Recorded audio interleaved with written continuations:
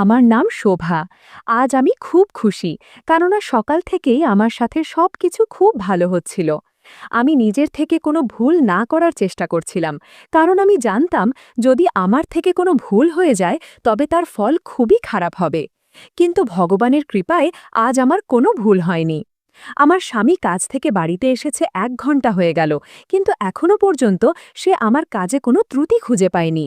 কিন্তু হঠাৎ গোল বাঁধল, কেননা যেইমাত্র আমি আমার স্বামীকে খাবার খেতে দিয়ে তার পাশে বসলাম, অমনি সে তরকারি খুব ঝাল হয়েছে বলেই হাঙ্গামা শুরু করল। আমাকে গালাগালি দিতে লাগল এবং গরম ডালের বাটিটা আমার মুখে ছুঁড়ে মারল।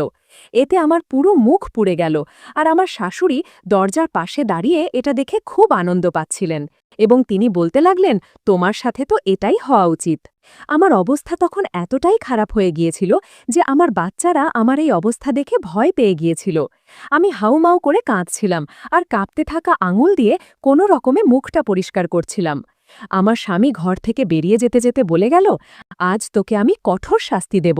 তোকে ডিভোর্স তো দেবই, কিন্তু তার আগে আমি এমন কিছু করব যা কোনো স্বামী তার স্ত্রীর সাথে কোনোদিন করেনি।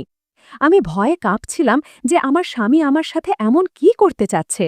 আমি ঘরে এসে কান্না করতে লাগলাম আর ভগবানের সামনে হাত জোর করে প্রার্থনা করতে লাগলাম যেন তিনি আমাকে বাঁচান, কেননা আমি স্বামীর দেওয়া শাস্তির ভয়ে ভীষণ আতঙ্কিত ছিলাম। কিন্তু চোখ মেলে দেখতেই আমার অন্তরাত্মা কেঁপে উঠল, কেননা আমি দ্রুত হাতে কাজ করতে লাগলাম। এই দ্রুত চলা হাতের পিছনে একটাই কারণ, আমার স্বামীর ঘরে ফেরা। আমার স্বামী সময়ের ব্যাপারে ভীষণ কড়া ছিল। সকালে চোখ খুলতেই তার নাস্তা চাই। এছাড়াও দুপুরে সে ঠিক একটাই বাড়িতে আসত, আর 1:15-র মধ্যে তার খাবার রেডি থাকা চাই। সে গরম গরম খাবার খেতে ভালোবাসত, তাই আমি সবসময় তার জন্য গরম খাবার রান্না করতাম। আমার স্বামী একদমই পছন্দ করত না যে তার কাজে কেউ হস্তক্ষেপ করুক। যতক্ষণ সে বাড়িতে থাকত ততক্ষণ আমার এতটুকুও অনুমতি ছিল না যে আমি নিজের সন্তানদের কাজ করব, কিংবা কোনো সন্তান কাঁদছে বলে স্বামীর কাজ ফেলে আগে তাকে সামলাব। আমার স্বামী চাইত সে ঘরে ঢুকতেই আমি যেন তার সেবায় ব্যস্ত হয়ে যাই। যদি আমি তা না করতাম কিংবা কোনো কাজে 1 সেকেন্ডও দেরি হতো, তাহলে সে আমাকে ভীষণভাবে মারত, গালাগালি দিত এবং বলতো, তুই বউ হওয়ার যোগ্য নস।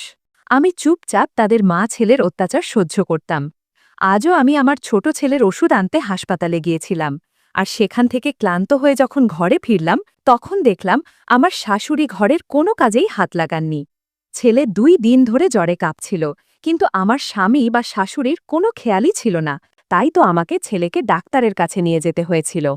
ভিড় বেশি থাকায় আমার নাম আসতে দেরি হয়, কিন্তু তবুও মনে দুশ্চিন্তা হচ্ছিল, যদি স্বামী বাড়ি এসে পড়ে তবে আমার কি হবে। আমার স্বামী যদিও 2 সন্তানের বাবা, কিন্তু সন্তানের সুখ দুঃখ কিংবা তাদের কোনো কাজ নিয়েই তার কোনো মাথা ব্যথা ছিল না। সে শুধু তার মায়ের কথা মতো চলত, স্ত্রীকে মারধর করত আর নিজের সব কাজ সময় মতো করিয়ে নিত। আমি 2 ঘন্টা আগে যেভাবে বাড়ি থেকে গিয়েছিলাম, ফিরে এসে দেখি ঘর সেই আগের মতোই এলোমেলো হয়ে পড়ে আছে।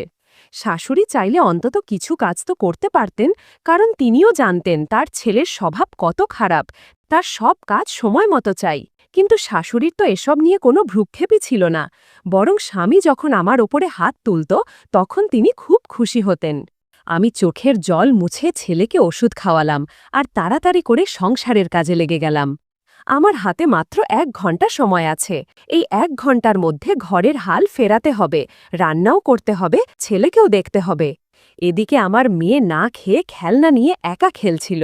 শাশুড়ি তাকে কিছু খেতেও দেননি। মেয়েকে দেখে আমার ভীষণ মায়া হলো, তাই আমি তাড়াতাড়ি তার সামনে খাবার দিয়ে দিলাম, যাতে সে নিজেই খেয়ে নিতে পারে।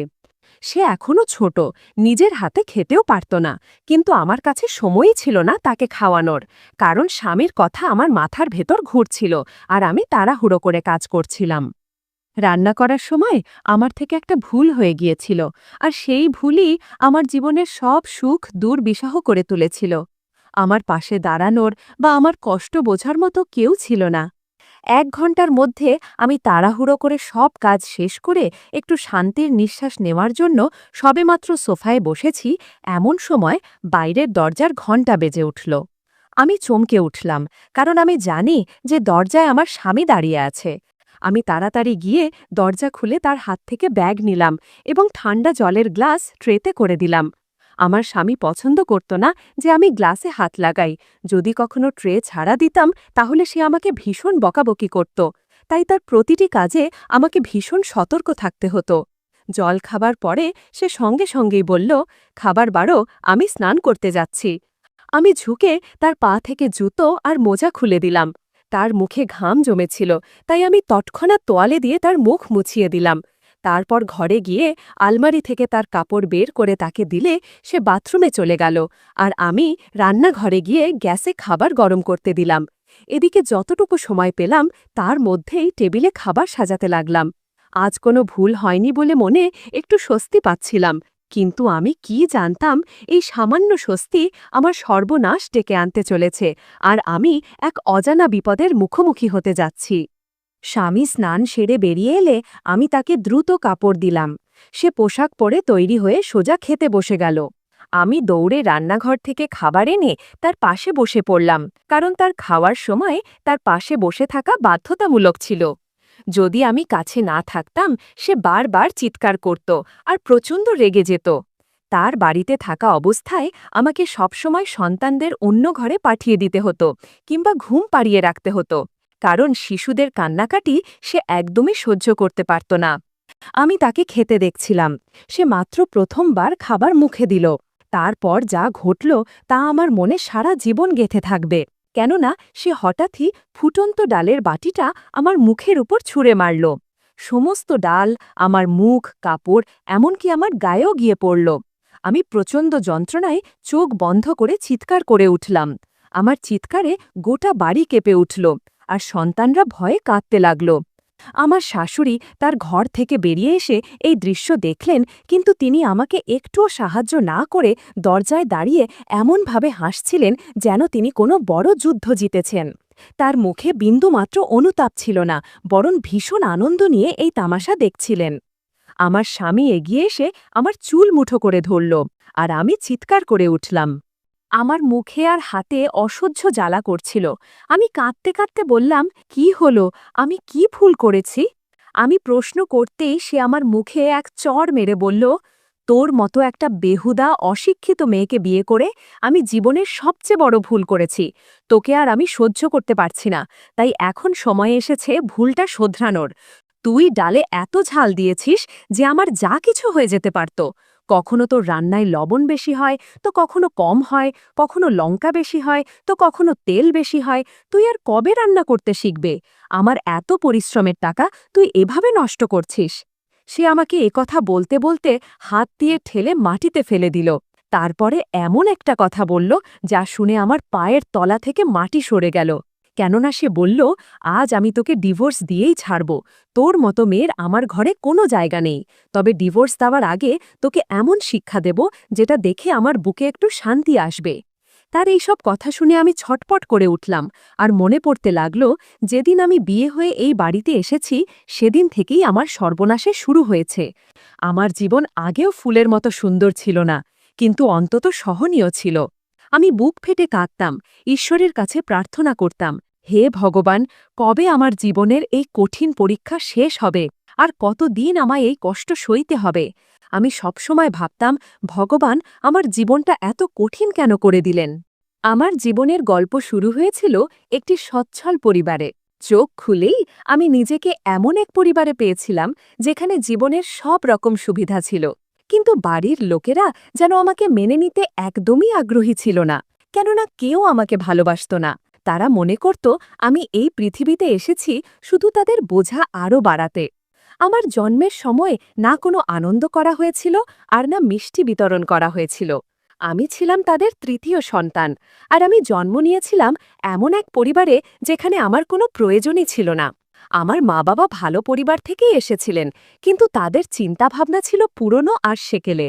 আমার ঠাকুরমার ইচ্ছা ছিল নাতি হওয়ার, কিন্তু মা তিনটে কন্যা সন্তান জন্ম দিয়েছিলেন, তাই তিনি এই ব্যাপারটা একেবারেই ভালোভাবে নেননি। আমাকে তো এই বাড়িতে ফালতু জিনিসের মতো দেখা হতো। আমার বাবা ছিলেন ঠাকুরদা ঠাকুরমার একমাত্র ছেলে, তাই ঠাকুরমার সবসময় ইচ্ছা ছিল বাবার ঘরে ছেলে জন্মাক, যাতে বংশ এগিয়ে যেতে পারে। বাবারও খুব ইচ্ছে ছিল ছেলে সন্তান হোক, কারণ এর আগে তার 2 মেয়ে ছিল। কিন্তু যখন মা তৃতীয়বার গর্ভবতী হলেন আর আমার জন্ম হল, তখন যেন সবার স্বপ্ন ভেঙে চুরমার হয়ে গেল। মা আর বাবা ভালোবেসে একে অপরকে বিয়ে করেছিলেন। প্রথম দিকে ঠাকুরমা মাকে একেবারেই মেনে নিতে পারতেন না, কারণ তিনি চাইতেন বাবা তার পছন্দের মেয়েকে বিয়ে করুক। মা আর বাবা একই অফিসেই কাজ করতেন, সেখান থেকেই দুজনের বন্ধুত্ব শুরু, আর সেখান থেকেই প্রেমের সম্পর্ক গড়ে ওঠা। বিয়ের পরে ঠাকুরমা প্রথমে বাবাকে কিছুটা বকাঝকা করেছিলেন, তবে পরে মাকে পুত্রবধূ হিসেবে মেনে নেন। আমাদের বাড়ি ছিল বিশাল, সেখানে অনেকগুলো ঘর ছিল, দাসদাসী ছিল, আর পৃথিবীর প্রায় সব ধরনের সুযোগ সুবিধা সেখানে ছিল। কিন্তু সেখানে আমার জন্য কিছুই ছিল না। সেই বাড়ি আমার কাছে কখনো আপন মনে হয়নি। নিজের মা বাবা থাকা সত্ত্বেও সেই বাড়ি আমার বাড়ি হয়ে ওঠেনি। আমার আগে মা আরও 2 কন্যা সন্তানের জন্ম দিয়েছিলেন। তখনই ঠাকুরমা হইচই শুরু করেছিলেন যে এবার ছেলে হওয়া চাই। এই ভয়ে মা বাবাকে বলেছিলেন যে তিনি আর সন্তান নিতে চান না। কিন্তু ভাগ্যের পরিহাসে মা আবারও প্রেগনেন্ট হলেন। এবার সবাই ভেবেছিল যেহেতু ইতিমধ্যেই 2টি মেয়ে হয়েছে, তাই হয়তো ঈশ্বর এবার তাদের একটি পুত্র সন্তান দেবেন। কিন্তু 9 মাস পরে যখন আমার জন্ম হল, তখন বাড়ির সবার মুখ গোমরা হয়ে গেল। মা ভয়ে কাঁপছিলেন যে ঠাকুরমা এবার বাড়ি মাথায় তুলবেন। অবশেষে আমার জন্মের মাত্র 3য় দিন পরেই ঠিক হয়ে গেল যে আমাকে অন্য কারো হাতে তুলে দেওয়া হবে। এরপরে আমাকে এমন এক নিঃসন্তান দম্পতির হাতে তুলে দিল, যারা নিজেরাই সংসারের খরচ খুব কষ্টে চালাতেন। এভাবেই আমি এক বিত্তশালী পরিবার থেকে এক দারিদ্র্যপীড়িত পরিবারে চলে এলাম, যেখানে সবসময় অভাব অনটন লেগেই থাকত। মা একবারও ভাবলেন না যে আমাকে কোনো ধনী পরিবারে দেওয়া যায় কিনা, কেননা যাদের হাতে তিনি আমাকে দিলেন তারা আর কেউ নন, আমার মায়ের দাদা এবং বৌদি। অর্থাৎ আমাকে আমার মামা মামির কাছে দত্তক দিয়ে দেওয়া হল। মা এই সিদ্ধান্তে বেশ খুশি ছিলেন, কেননা ঠাকুরমা তাকে বলেছিলেন আমাদের আর মেয়ে চাই না, এই 2টো থাকলেই যথেষ্ট। কারণ ছেলেরা নিজেদের বোঝা নিজেরাই বইতে পারে, কিন্তু মেয়েদের বোঝা চিরকাল বাবা মাকেই টানতে হয়। যেদিন মা আমাকে তার দাদা বৌদির হাতে তুলে দিয়েছিলেন, সেই দিন থেকেই আমার জীবন পুরোপুরি পাল্টে গিয়েছিল। মামা আর মামি খুশিতে আটখানা হয়ে গিয়েছিলেন এবং আমাকে একেবারে নিজের মেয়ের মতোই পালছিলেন। কিন্তু এটা কেবল কয়েক মাসের ব্যাপার ছিল, কেননা আমি একটু বড় হতে না হতেই মামার চাকরি চলে গেল। আগে সামান্য যা বেতন পেতেন তাতে সংসার কোনো রকমে চলত, কিন্তু চাকরি চলে যাওয়ার পর সংসার চালানোই কষ্টকর হয়ে উঠল। আর তখন থেকেই মামা মামি আমাকে অপয়া বলতে শুরু করলেন, অথচ আমি ছিলাম একেবারে নিষ্পাপ শিশু। এসব বোঝার বয়স আমার ছিল না। শুধু অনুভব করতাম যেন সব কিছুই পাল্টে গেছে, কেননা আগে যেখানে তাদের কাছ থেকে ভালোবাসা পেতাম, এখন সেখানে শুধু ঘৃণাই পাচ্ছিলাম। মা বাবা আমাকে এই লোকেদের হাতে দিয়ে আর একবারও খোঁজখবর নেননি। যখন আমার বয়স 4 বছরে পৌঁছালো, তখন একদিন মামি আমাকে খুব মারধর করলেন। ওদিকে মা তখন 4র্থবার প্রেগনেন্ট হয়েছিলেন এবং ভাগ্যক্রমে এবার তিনি একটি পুত্র সন্তানের জন্ম দিলেন। সেই ছেলেকে পেয়ে তিনি আনন্দে মশগুল হয়ে রইলেন। এদিকে মামা মামি আমার জীবনকে দুর্বিষহ করে তুললেন। আমি যত বড় হচ্ছিলাম ততই মনে হচ্ছিল আমি কেন এই পৃথিবীতে জন্মেছি। মামা মামি আমাকে দত্তক নেওয়ার 5 বছরের মধ্যেই তাদেরও একটি ছেলে হল। তারপর থেকে তারাও আমাকে আরও অবহেলা করা শুরু করলেন। আমি কি পড়ি, কি খাই, কোথায় থাকি, এসব নিয়ে তাদের আর কোনো মাথা ব্যথা ছিল না। এখন তাদের কাছে তাদের ছেলেই সবকিছু, আর আমি যেন কিছুই না। আমাকে পড়াশোনা করানোরও কোনো প্রয়োজন মনে করেননি তারা। কিন্তু একদিন মামার সঙ্গে ঝগড়া করে আমি বলেছিলাম, আমাকে তো আপনিই মায়ের কাছ থেকে নিয়ে এসেছেন, তাই আমার পড়াশোনার দায়িত্ব আপনার। মামা, ভগবানের দোহাই, আমার এই অধিকারটা আমার থেকে কেড়ে নেবেন না। তখন অনেক কষ্টে মামা আমাকে একটা সরকারি স্কুলে ভর্তি করিয়ে দিলেন। আমার ইউনিফর্ম, বই, এসব কোনো কিছুর প্রতি তাদের কোনো আগ্রহই ছিল না। যখন আমি জন্মেছিলাম তখন মামা মামিমা আমার মা বাবাকে বিশ্বাস করিয়েছিলেন যে তাদের মেয়েকে খুব যত্নে রাখবেন, চোখের মণি করে আগলে রাখবেন। কিন্তু তাদের সব দাবি মিথ্যা প্রমাণিত হল এবং তারা আমাকে মেয়ে নয়, দাসী বানিয়ে রাখলেন। সকাল থেকে রাত পর্যন্ত ঘরের কাজেই লেগে থাকতে হতো আমাকে, অথচ আমার বয়স তখন মাত্র 10 বছর। এই 10 বছরের মধ্যেই আমি নিজের জীবনকে ঘৃণা করতে শুরু করেছিলাম, কেননা আমাকে ভালোবাসার মতো কেউ ছিল না। চারদিক থেকে শুধু অপমান আর তিরস্কার পেতাম। মা বাবা তো কোনোদিনই আমার খোঁজ নেননি। একবার মামি আমাকে তাদের কাছে পাঠিয়েছিলেন, কিন্তু তারা এমন ব্যবহার করেছিলেন যেন আমি তাদের কাছে একেবারেই অপরিচিত। তাদের সেই আচরণে আমার চোখ জলে ভরে গিয়েছিল, আর আমার মনে হয়েছিল যে আমার একমাত্র আপন যদি কেউ থেকে থাকে তবে সে হলেন আমার ভগবান। সময় এগোতে লাগল, আর আমি হাই স্কুল পাশ করে গেলাম।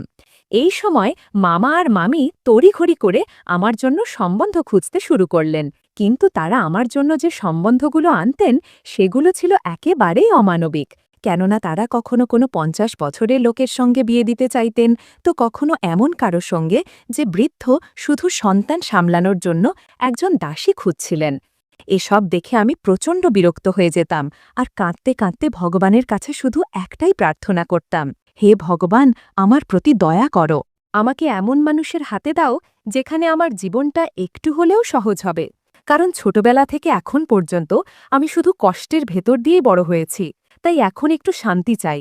কিন্তু আমার সেই প্রার্থনা পূর্ণ হল না, বরং মনে হল সামনে আরও অনেক কষ্ট অপেক্ষা করছে, আর তার জন্য আমাকে শক্ত হতে হবে। দিন এভাবেই কেটে যাচ্ছিল। হঠাৎ আমাদের পাশের বাড়িতে নতুন এক মহিলা এসে থাকতে শুরু করলেন। তার নাম সুমিত্রা আন্টি। তিনি প্রায়ই আমাকে ছাদে কাপড় শুকাতে দেখতেন। একদিন তিনি আমাকে কাছে ডেকে জিজ্ঞেস করলেন, মা, তুমি কে? তোমার মা বাবা কি বেঁচে নেই? আমি সবসময় দেখি তোমাকে বকাঝকা করা হচ্ছে, কখনো কখনো মারধরও খেতে দেখি। ব্যাপারটা কি? তুমি কি এতে নিজের সন্তান নও? তার কথা শুনে আমার চোখে জল চলে এলো। আমার বয়স তখন মাত্র 16 বছর। আমি শুধু তাকে এতটুকুই বলেছিলাম যে যখন নিজের মানুষ মুখ ফিরিয়ে নেয় তখন পরকে আর কী বা অভিযোগ করব। আমি শুধু তাকে জানিয়েছিলাম যে আমি তাদের নিজের মেয়ে নই, তারা আমাকে দত্তক নিয়েছে। সুমিত্রা আন্টির আমার ওপর খুব মায়া হয়েছিল, তাই তিনি আমাকে বুকে জড়িয়ে ধরে বলেছিলেন, মা, তোমার যদি কিছু দরকার হয় তবে আমাকে জানিও। আমার কোনো মেয়ে নেই, আজ থেকে তুমিই আমার মেয়ে। তার এই কথা শুনে আমার চোখে জল চলে এসেছিল, আর আমি তার সাথে বন্ধুত্ব করে নিয়েছিলাম। এই বন্ধুত্ব আমার মামির থেকে গোপন ছিল, কারণ তিনি পছন্দ করতেন না যে আমি সুমিত্রা আন্টির সাথে কথা বলি। এরপরে যখনই আমার কোনো সমস্যা হতো আমি দ্বিধা ছাড়াই সুমিত্রা আন্টির সাথে তা ভাগ করে নিতাম। মামি আবারও আমার জন্য পাত্র দেখা শুরু করে দিয়েছিলেন, আর তিনি সুমিত্রা আন্টির ছেলের প্রস্তাবও প্রত্যাখ্যান করে দিয়েছিলেন। যদিও সুমিত্রা আন্টি আমাকে সাহায্য করতে চেয়েছিলেন, তিনি আমাকে খুব পছন্দ করতেন, তাই তিনি আমাকে তার বাড়ির বউ বানাতে চেয়েছিলেন। কিন্তু মামি আর মামা দুজনেই এই প্রস্তাব প্রত্যাখ্যান করে দিয়েছিলেন। এই কথাটা আমার কাছে বজ্রপাতের মতো ছিল, কারণ সুমিত্রা আন্টি সত্যিই একজন ভালো আর ভদ্র মানুষ ছিলেন। কিন্তু মামি আমার বিয়ে অন্য জায়গায় ঠিক করে দিলেন। এতে সুমিত্রা আন্টি খুব দুঃখ পেয়েছিলেন। তিনি বারবার মামিকে বলেছিলেন যে তুমি এমন করো না, কিন্তু মামি আমার ওপর খুব হিংসা করতেন। তাই তিনি সুমিত্রা আন্টির কথা না শুনে আমার থেকে পুরো 10 বছরের বড় একজন মানুষের সাথে আমার বিয়ে দিয়ে দিলেন। সেই দিনটা ছিল আমার জীবনের সবচেয়ে ভয়ঙ্কর আর আতঙ্কের দিন। আমার একটুও ধারণা ছিল না যে আমার জীবনে শান্তি আসা তো দূরের কথা, বরং আমার সবকিছু ছিন্ন ভিন্ন হয়ে যাবে।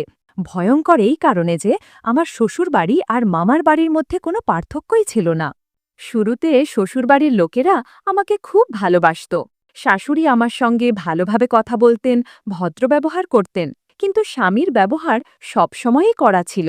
সে কড়া স্বভাবের মানুষ ছিল এবং সব কাজ সময় মতো করতে চাইত।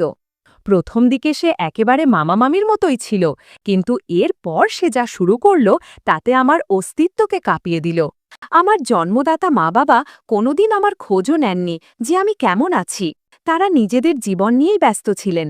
আমার 2 দিদির ভালো জায়গায় বিয়ে দিয়েছিলেন, অনেক দেনমোহরও দিয়েছিলেন, আর আমায় আমায় তো দেনমোহর না আনার শাস্তিই পেতে হচ্ছিল। শ্বশুরবাড়িতে আমাকে অনেক কিছু সহ্য করতে হয়েছে। স্বামী খুব কঠোর স্বভাবের মানুষ, সে কোনোদিন আমাকে ভালোবাসার চোখে দেখেনি, সম্মানও দেয়নি, বরং সারাক্ষণই আমাকে ছোটখাটো ব্যাপারে ধমকাত। তার ওপর আমার সন্তানও হচ্ছিল না, তাই বিয়ের 1 বছর অবধি শাশুড়ির মুখ থেকে আমাকে অপমান আর তিরস্কার শুনতে হয়েছে। স্বামী ছিলেন মায়ের একমাত্র আদরের সন্তান, তাই সে মায়ের প্রতিটি কথা অক্ষরে অক্ষরে পালন করত। তার মা যখনই তাকে উস্কাত তখনই সে আমার ওপরে ঝাঁপিয়ে পড়ত, এমনকি হাত তুলতেও দ্বিধা করত না। একদিন আমি মামা মামির বাড়ি গেলাম, যে বাড়ি শুধু নামেই আমার মাতৃগৃহ। আমি সেখানে গিয়ে মনস্থ করলাম যে আর কোনোদিন শ্বশুর বাড়ি ফিরব না। কিন্তু মামা মামি আমার হাত ধরে আমাকে বাড়ি থেকে বের করে দিলেন। তারা বলতে লাগলেন, এখানে কয়েকদিনের জন্য আসতে পারো, কিন্তু সারা জীবনের জন্য আমরা তোমাকে রাখতে পারব না। তোমাকে দত্তক নেওয়াই আমাদের সবচেয়ে বড় ভুল ছিল। তখন আমি খুব অসহায় আর বাধ্য হয়ে পড়েছিলাম। তাই বহুবার আমি আমার আসল মা বাবার সঙ্গে যোগাযোগ করার চেষ্টা করেছিলাম। একবার মায়ের সঙ্গে ফোনে কথা হয়েছিল, কিন্তু তিনি আমার সমস্যার দিকে ধ্যান না দিয়ে উল্টে আমাকে উপদেশ দিতে শুরু করলেন যে মা, বিয়ের শুরুর দিকে সবাইকেই এরকম কষ্ট সহ্য করতে হয়, তাই তুমিও সহ্য করো। কিন্তু আমি তাকে কিভাবে বলতাম যে আমি কিভাবে জীবন কাটাচ্ছি? রান্নায় যদি একটু ১৯-২০ হতো, তাহলে স্বামী সেই খাবার তুলে ছুঁড়ে ফেলতে শুরু করত। আর শাশুড়ি দাঁড়িয়ে দাঁড়িয়েই সে দৃশ্য দেখতেন, কোনোদিন ছেলেকে আটকাতেন না। একদিন এমন একটা ঘটনা ঘটল যা আমাকে ভেতর থেকে নাড়িয়ে দিল। আমি তখন ২ সন্তানের মা। বিয়ের ৪ বছর পর গিয়ে আমার সন্তান হয়েছিল। প্রথমে কন্যা সন্তান, পরে আমি একটি পুত্র সন্তানের জন্ম দিয়েছিলাম। তখন গিয়ে আমার শাশুড়ি কিছুটা থেমেছিলেন, তবে তার তিরস্কার থেমে গেলেও আড়ালে কথা শোনানো তিনি ছাড়েননি। তারপর একদিন এমন কিছু ঘটল যা আমি কোনোদিন কল্পনাও করিনি। সেদিন রাতে আমার ছেলের শরীর খারাপ হয়েছিল, কিন্তু আমার স্বামী পাশে বিছানায় নিশ্চিন্তে ঘুমোচ্ছিল, আর আমি সারা রাত জেগে তার দেখভাল করছিলাম। ভোরের দিকে আমার একটু চোখ লেগে গেছিল। এতে স্বামী প্রচুর কথা শুনিয়ে দিল এবং শাশুড়ি চিৎকার চেঁচামেচি শুরু করলেন। আমি চুপচাপ দাঁড়িয়ে শাশুড়ির বকাঝকা শুনলাম। আমার ভেতরে সহ্য শক্তি এতটাই বেড়ে গিয়েছিল যে প্রতিবাদ করার শক্তিই আর অবশিষ্ট ছিল না। অবশেষে স্বামী কাজে বেরিয়ে যাওয়ার পর আমি একটু শান্তির শ্বাস নিলাম এবং ছেলেকে নিয়ে হাসপাতালে গেলাম। কিন্তু হাসপাতালের লম্বা লাইন দেখে আমার মাথায় দুশ্চিন্তা এসে গেল, কেননা আজ স্বামী বলে গিয়েছিল যে সে তাড়াতাড়ি বাড়ি ফিরবে। আমি আমার জ্বরে কাঁপতে থাকা ছেলেকে বুকে চেপে ধরে ১ ঘন্টা অপেক্ষা করলাম। তখন গিয়ে ওষুধ পেলাম আর তাড়াহুড়ো করে রিকশায় উঠে বাড়ি ফিরলাম। বাড়ি ফিরে আমি রোবটের মতো হাত চালাতে শুরু করলাম। হাতে আর মাত্র ১ ঘন্টা সময় আছে, কেননা ১ ঘন্টা পরেই আমার স্বামী চলে আসবে। শাশুড়ি তো প্রতিদিনের মতো কোনো সাহায্য করলেনই না, বরং বিছানায় বসে আমার অপেক্ষা করছিলেন যে কখন আমি তাকে চা বানিয়ে দেব। খাবারও রান্না হয়নি, মেয়েটাও তখন খিদায় কাঁদছিল। এইসব দেখে আমার চোখে জল চলে এলো। কিন্তু যদি আমি তার কান্না থামাতে সময় নষ্ট করতাম, তাহলে স্বামী আবার হাজারো কথা শুনিয়ে দিত। আমি আর কিই বা করতাম? মা বাবার নামে আমার কোনো শক্ত আশ্রয়ও ছিল না, তাই কান্নায় সময় নষ্ট না করে তাড়াতাড়ি হাত চালিয়ে খাবার রেঁধে ফেললাম। স্বামী বাড়ি ফিরলে আমি তাকে খাবার খেতে দিলাম, আর এখান থেকেই গণ্ডগোলের শুরু। সেদিন আমি প্রথমবার খাবার চেখে দেখতে ভুলে গেছিলাম, তাই হয়তো একটু বেশি লঙ্কার গুঁড়ো পড়ে গিয়েছিল। স্বামী মুখে প্রথম গ্রাস দিয়েই ঝাল বেশি বলেই সেই উথলে ওঠা গরম ডাল আমার মুখে ছুঁড়ে মারলেন। আমি হতবাক হয়ে গেলাম, দগ্ধ ব্যথায় আমার শরীর জ্বলতে লাগল। ডাল এতটাই গরম ছিল যে মুখে লাল দাগ ফুটে উঠল। আমি ফুপিয়ে ফুপিয়ে কেঁদে উঠলাম।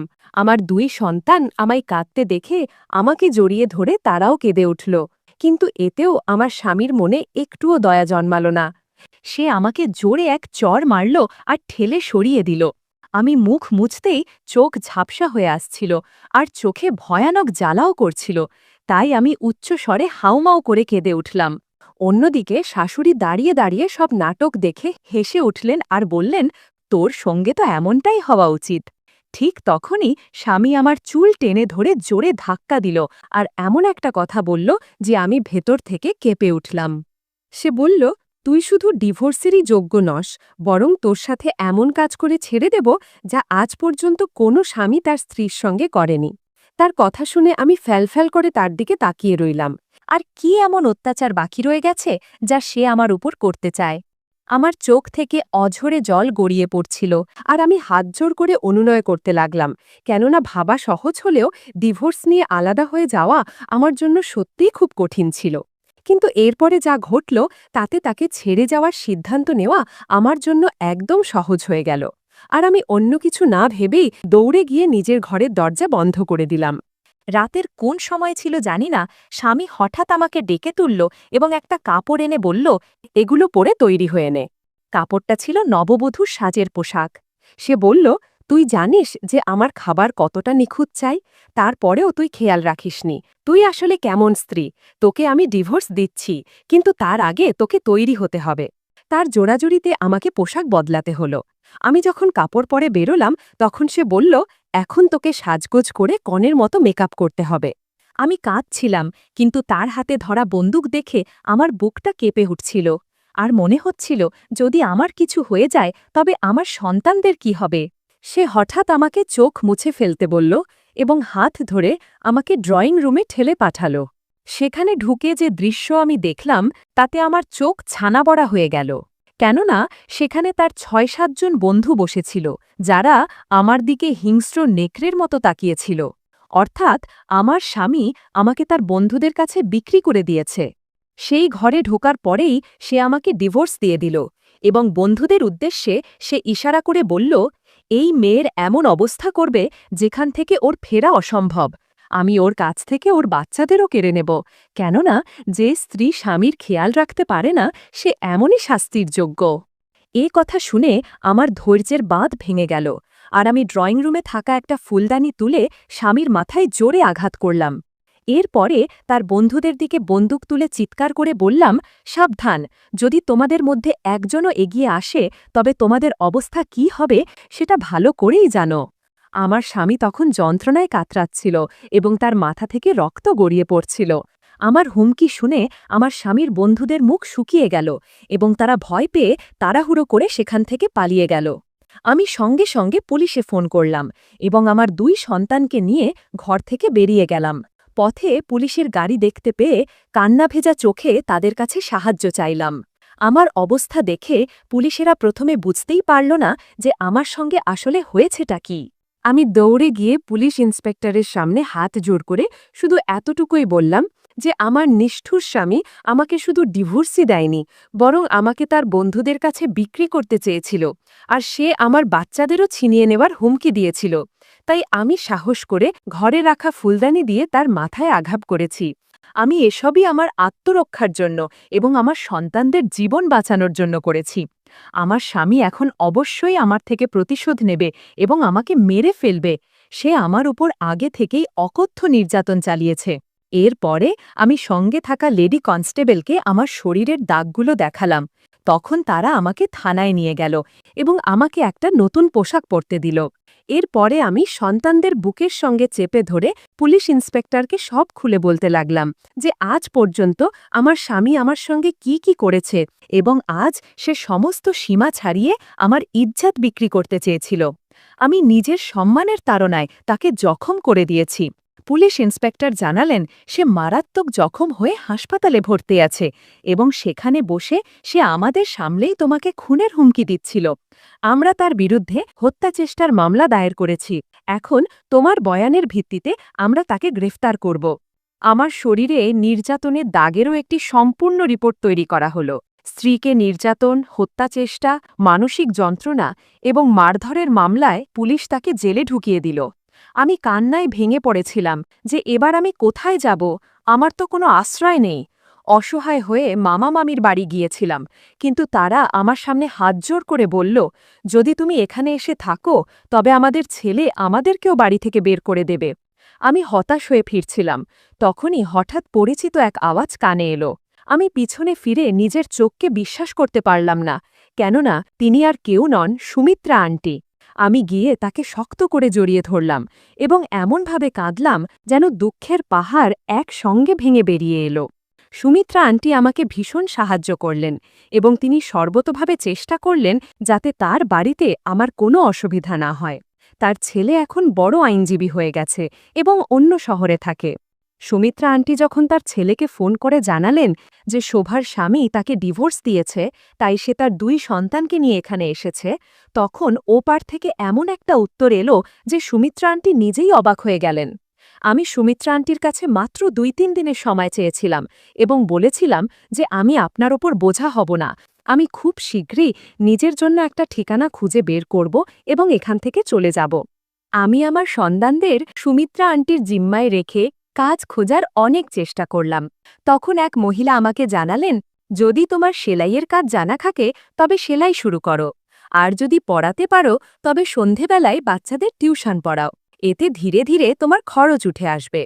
আমি তার কথায় মনোযোগ দিলাম এবং নিজের কাছে থাকা গয়না বিক্রি করে একটা বাড়ি ভাড়া নিয়ে নিলাম এবং সুমিত্রা আন্টির বাড়ি থেকে সন্তানদের নিয়ে সেখানে এলাম।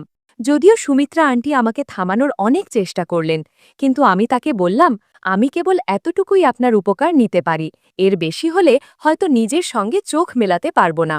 আমি ওপরবালার নাম নিয়ে আমার সন্তানদের একটা স্কুলে ভর্তি করিয়ে দিলাম, আর আমি সারা দিন ঘরে বসে সেলাই করতে লাগলাম। সেলাইয়ের কাজটা আমি মামিকে দেখেই শিখেছিলাম। আজ সেই দক্ষতাই আমার সবচেয়ে বড় ভরসা হয়ে উঠল। আমার বয়স তখন মাত্র ২৫ বছর, অথচ এই ২৫ বছরে যেন কয়েক দশকের অভিজ্ঞতা সঞ্চয় করে ফেলেছি। আমার স্বামীকে জেলে পাঠানো হয়েছে, এই খবরটা আমার কাছে সবচেয়ে বড় স্বস্তির ছিল। আমি ওপরবাল্লার কাছে হাত জোড় করে প্রার্থনা করতাম সে যেন আর কোনোদিন জেল থেকে বেরোতে না পারে। পরে যখন শুনলাম যে তার অনেক বছরের সাজা হয়েছে, তখন আমার খুশির সীমা রইল না। দিন কেটে যেতে লাগল। আমি সকাল থেকে সন্ধ্যা পর্যন্ত সেলাই নিয়ে বসতাম, পাশাপাশি ঘরের কাজও চলত, আর সন্ধেবেলা বাচ্চাদের টিউশন পড়াতাম। আমার নিজের মা বাবা কিংবা সৎ মা বাবা আমার কোনো খবর নেয়নি। তাই আমি মনে মনে ঠিক করে নিয়েছিলাম যে আমি যা হব একাই হব, কারও ভরসায় থাকব না। যদিও সুমিত্রা আন্টি প্রায়ই আমার আর আমার বাচ্চাদের খোঁজ খবর নিতে আসতেন। একলা নারীর পক্ষে থাকা ভীষণ কঠিন কাজ। এ ব্যাপারেও আমাকে নানা রকম সমস্যার মুখোমুখি হতে হয়েছে। কখনো কখনো কোনো পুরুষ অকারণে ঘনিষ্ঠ হতে চাইত, আবার কখনো কেউ অযথাই বিরক্ত করত। কখনো কখনো কিছু ছেলে আমার দরজার সামনে এসে দাঁড়িয়ে থাকত। তাই আমাকে হিংস্র বাঘিনীর মতো দাঁত নখ বের করে ওদের বোঝাতে হয়েছে যে একজন অবলা নারীকে শিকার করা এত সহজ না, আর তাকে জালে ফাঁসানোও সহজ না। যখন আমার বয়স ২৭-এ পৌঁছল, তখন আমি নিজের জন্য কিছু টাকা সঞ্চয় করে ফেলেছিলাম। ঠিক তখনই একদিন দরজায় কড়া নাড়ার শব্দ হল। আমি দরজা খুলে দেখি এক বৃদ্ধা নারী দাঁড়িয়ে আছেন। তার মুখের গড়নটা যেন কোথাও দেখেছি বলে মনে হচ্ছিল। আমি জিজ্ঞাসা করলাম, আপনি কাকে খুঁজছেন? তিনি বললেন, আমি তোমার সঙ্গেই দেখা করতে এসেছি। এরপরে তিনি আমাকে বুকে জড়িয়ে ধরে কাঁদতে লাগলেন, আর আমি সঙ্গে সঙ্গেই বুঝে গেলাম যে তিনি আর কেউ নন, আমার নিজের মা, যিনি সারা জীবন আমার দিক থেকে চোখ ফিরিয়ে নিয়েছিলেন আর কোনোদিন আমার খোঁজও নেননি। তিনি আমাকে জড়িয়ে ধরে কাঁদতে থাকলেন, কিন্তু আমি নীরব মুখে তার দিকে তাকিয়ে রইলাম। তার পোশাক আশাক, গায়ের গয়না এসব দেখেই আন্দাজ করতে পারছিলাম যে তিনি বেশ সুখেই আছেন, কিন্তু এতে আমার ওপর কোনো প্রভাব পড়ল না। আমি বুঝতে পারছিলাম না যে আমি কি খুশি হব এই মহিলার আগমনে। এই মহিলার প্রতি আমার একটা অভিযোগ থেকেই গেছে যে কেন আমাকেই এই অবস্থায় ফেলা হয়েছিল। আমি চুপ করে রইলাম। তখন তিনি একটা পাসপোর্ট বের করে আমার দিকে এগিয়ে দিয়ে বললেন, সব কাগজপত্র তৈরি আছে, তুমি আমাদের সঙ্গে বিদেশে চলো।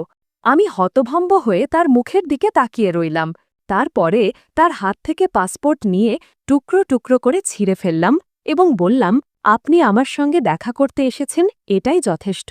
কিন্তু যেমনভাবে আমি জীবনের সব কষ্ট একাই সহ্য করেছি, তেমনিভাবেই সব কষ্ট সহ্য করব। আমার কারও প্রয়োজন নেই, তাই দয়া করে আর কোনোদিন এখানে আসবেন না, কারণ আপনার সেই মেয়ে যাকে আপনি দত্তক দিয়েছিলেন সে তখনই মরে গিয়েছে। তাই এখন আর আপনার সঙ্গে আমার কোনো সম্পর্ক নেই। এ কথা শুনে মায়ের চোখে জল চলে এসেছিল, কিন্তু আমার মনে একটুও দয়া জাগেনি, কারণ আমি যে কষ্ট সহ্য করেছি তার ১% তিনি কখনোই সহ্য করেননি। কিছুক্ষণ চুপচাপ বসে রইলাম, তারপর উঠে ঘরে চলে গেলাম। দরজা বন্ধ করে আমি অনেকক্ষণ ধরে কাঁদলাম। তারপরে হঠাৎ আবার দরজায় কড়া নাড়ার শব্দ হল। দরজা খুলে দেখি সামনে সুমিত্রা আন্টি, মুখে মিষ্টি হাসি নিয়ে দাঁড়িয়ে আছেন, আর তার পাশে তার ছেলে দাঁড়িয়ে। সুমিত্রা আন্টি ভেতরে এসে বললেন, যথেষ্ট হয়েছে, তুমি অনেক দিন একা একা জীবন কাটিয়েছ, এবার আমাদেরও সুযোগ দাও তোমার সেবা করার। তোমার মতো এতটা ধৈর্যশীল মেয়ে আমি আর কোথাও দেখিনি। এত অল্প বয়সে তুমি তোমার সব সমস্যার সমাধান নিজের হাতে করেছ, আর আজ গর্বের সঙ্গে মাথা উঁচু করে জীবনযাপন করছ। আমি কিছুই বুঝতে পারছিলাম না। তারপরে হঠাৎ অবাক হয়ে দেখলাম তিনি আমার হাত তার ছেলের জন্য চাইলেন। তার ছেলে মাথা নিচু করে বলল, আমি গত ১০ বছর ধরে তোমার অপেক্ষা করছি, আর আজ আমার অপেক্ষার শেষ হল। তোমার বাচ্চাদের নিয়ে আমার কোনো আপত্তি নেই। আমরা নতুন শহরে গিয়ে নতুন করে জীবন শুরু করব। আমি, মা, তুমি আর তোমার বাচ্চারা মিলে অন্য জায়গায় গিয়ে থাকব। এই সব কিছু আমার কাছে অবিশ্বাস্য লাগছিল। মনে হচ্ছিল হয়তো আমার সেই প্রার্থনারই ফল, যা আমি রাত জেগে প্রায়ই করতাম। যদি সুমিত্রা আন্টির ছেলের মতো যোগ্য আর বুদ্ধিমান স্বামী আমি আগেই পেতাম, তবে জীবন অনেক আগেই সুখী হয়ে উঠত। আমার বাচ্চারাও ওর সঙ্গে খুব দ্রুত মিশে গেল, এবং আজ আমি ওদের নিয়ে অন্য জায়গায় সুখে শান্তিতে জীবন কাটাচ্ছি। আমি মাঝে মাঝে অতীতের কথা ভেবে অবাক হই আর হাসি। ভগবান আমার জীবনে সুখ লিখেছিলেন, তবে